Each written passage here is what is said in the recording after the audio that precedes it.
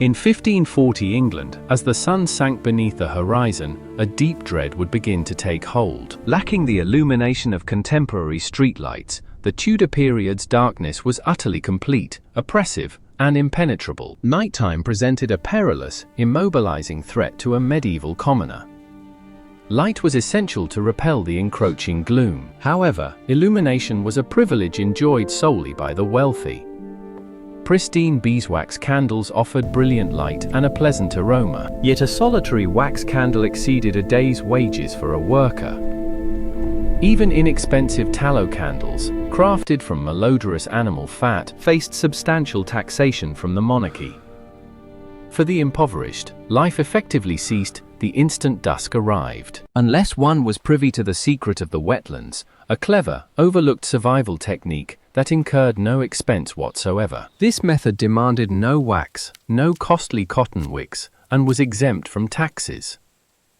It transformed common roadside plants and household scraps into a luminous golden blaze capable of burning for extended periods. You're watching Heritage Core. In this episode, we'll explore the forgotten Tudor ingenuity of the rushlight. We'll also show how this age-old solution could preserve your well-being during a power outage. Grasping the brilliance of the rushlight necessitates examining our current-day vulnerabilities. When today's electrical grid falters, our immediate reaction is to reach for a torch. However, a flashlight operates on borrowed time.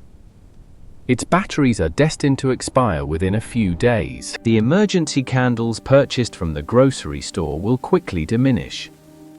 Once provisions are exhausted, you'll find yourself transported back to the medieval era. Yet our forebears held no fear of darkness, for they understood how to cultivate light. The key resides in an ordinary, humble plant. Juncus effusus. This plant is also referred to as the soft rush. It thrives globally in moist meadows, trenches, and marshy areas. For an inexperienced observer, it appears merely as a resilient, unhelpful, green stem. Yet, beneath its firm, verdant exterior, resides a biological wonder. This is the pith. A luminous white, porous center, extending throughout the stem's full length. Under a microscope, this pith reveals itself as a network of exceptionally absorbent cells. It functions as an ideal, organic capillary. During late summer, rural families would collect thousands of these rushes. Gathered around the fireplace, they would execute a precise, age-old technique. With a fingernail or a dull blade, they meticulously peeled off the green outer layer.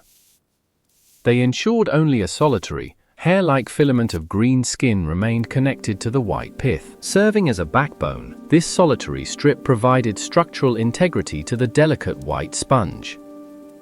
After being stripped, these pale fibers were sun-dried until fully desiccated. They had fashioned the perfect, cost-free candle wick. However, a wick on its own cannot sustain a flame for extended periods. It requires a fuel source. Here, the harsh practicality of historical survival becomes evident. Absolutely nothing went to waste. Whenever a sheep was butchered or bacon prepared, the residual grease, fat, and drippings were meticulously collected in a cast iron skillet. This malodorous concoction was referred to as tallow. Subsequently, the desiccated, pale rush stems were pulled through this simmering, molten fat. The porous core immediately soaked up the grease, drawing it profoundly inward. Once the fat solidified and cooled, it fused with the plant's fibrous material. The metamorphosis was accomplished. An ordinary plant had been repurposed as a defense against the gloom. Upon ignition, a rushlight functioned quite distinctly from contemporary candles. Rather than standing vertically, it necessitated being held at an exact 45-degree inclination. Specialized iron pincers, known as rush nips, were employed to grasp the ignited stem. This specific angle represented a fundamental principle of early physics. Should it be held vertically, the flame would consume itself too rapidly. Conversely, if positioned too horizontally, it would be smothered by its own liquefying fat and go out. However, at a 45-degree angle, it attained an ideal balance. A solitary rush, measuring 2 feet in length, could maintain a consistent burn for almost 60 minutes. It emitted a luminous, distinct glow, frequently surpassing the brightness of an inexpensive wax candle. Possessing a bundle of dried rushes and a container of cooking fat, an impoverished household could dispel the gloom throughout the most extended winters. Yet, this age-old wisdom is more than merely a charming historical anecdote. It represents a remarkably efficient, contemporary survival strategy. Should you plan to implement this technique during a power outage, it is crucial to grasp the underlying chemistry to circumvent 3 critical errors. The first misstep, an undried interior. Should you strip a newly harvested rush and promptly immerse it in heated fat, the moisture contained within the plant cells will vigorously boil. This action will cause boiling grease to violently splatter throughout your cooking area, potentially causing vision impairment. Moreover, water and oil are immiscible, preventing the fat from being absorbed. The rush needs to be sun-dried until it is utterly desiccated. The second error, a poisonous outer layer. You need to be entirely confident that you are gathering Juncus effusus. Numerous wetland plants bear a resemblance, but harbor poisonous secretions. Upon combustion, these saps will emit harmful, offensive vapors into your confined dwelling. The authentic soft rush lacks foliage, possessing only sleek, cylindrical, green stalks filled with a firm white pith. The third error to avoid, an unsupervised flame. Unlike today's candles, which are encased in glass jars, a rushlight presents an open, intensely active flame. During its combustion, it continually sheds glowing fragments of burnt ash. Failing to position a metal or ceramic tray beneath the holder means those embers could easily ignite your wooden floorboards or carpeting. Moving ahead to our current age, we completely undervalue the simple action of flicking a light switch. The darkness has been overcome under the assumption that technology will perpetually shield us. Nevertheless, our infrastructure is old and remarkably susceptible. Should an EMP, a powerful storm, or a cyber attack disable the electrical grid, millions will be cast into an unfamiliar, frightening obscurity. Widespread panic will erupt once smartphone flashlights fail. Yet, for a survivalist possessing the wisdom of Tudor-era commoners, the absence of light poses no threat. There's no need to amass thousands of costly wax candles.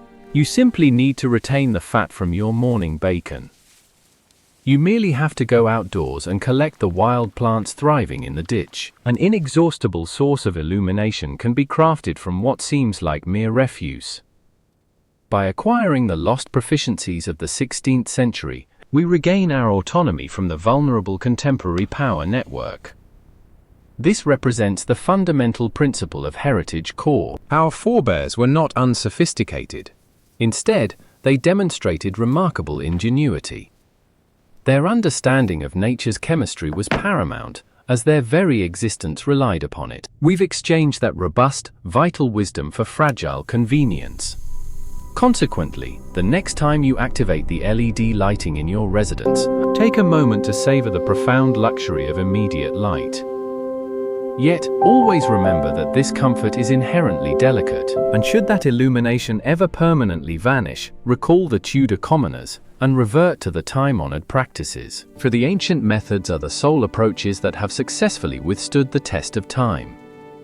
Now, I direct this inquiry to you. Should the electrical grid completely fail tonight and never be restored, for how many days of illumination do you currently have provisions stored in your residence? Moreover, what do you perceive as the most significant hazard of existing in complete obscurity?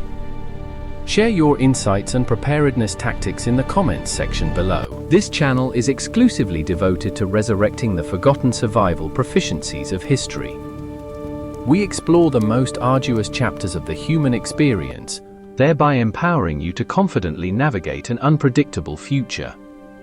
If you seek to equip yourself with further overlooked, vital knowledge, be sure to click that subscribe button immediately. Don't ever fully entrust your survival to an unreliable system. Become one of the individuals ready for any eventuality. We represent Heritage Core. Remain watchful, maintain your readiness. and always honor the enduring strength of bygone eras. I'll catch you in the upcoming segment. Until that time, hone your abilities and stay alert. We appreciate you watching. Should you have found this ancient illumination trick captivating, you absolutely must view the video currently displayed on your screen. Within it, we disclose the 18th century trailblazers' method for igniting a flame anywhere. Discover how they utilized carbonized fabric, char cloth, to ignite a spark during a frigid snowstorm. This is a truly vital survival technique for when your matches become damp. Tap the image to acquire another indispensable historical survival skill. Furthermore, if you wish to support this channel and propose upcoming historical subjects, please give us a like and post a comment underneath. Each engagement assists us in disseminating this crucial information more widely. Bear in mind, history encompasses more than mere dates and royal figures. It serves as a testament to pure human fortitude. It functions as a guide for enduring the most dire circumstances conceivable. The common folk of the 16th century had no say in their impoverished state. However, we possess the option to decide how we ready ourselves for our own challenges. Grasp a wisdom from bygone eras, utilize it against the perils yet to come, and achieve unquestionable toughness. You've been with Heritage Core. Concluding broadcast. Remain secure wherever you are, and cease not your pursuit of knowledge. For the information you disregard presently could be precisely what you require in the future. Adversity perpetually looms. The natural world offers sustenance to those who understand its utilization. Have you made your preparations? Locate your reeds. Preserve your rendered animal fat. Guard your illumination. The annals of time are observing. Ensure your readiness for its upcoming trial. Farewell. Catch you in the subsequent video. Continue your discoveries. Continue to endure. Heritage Core signing off.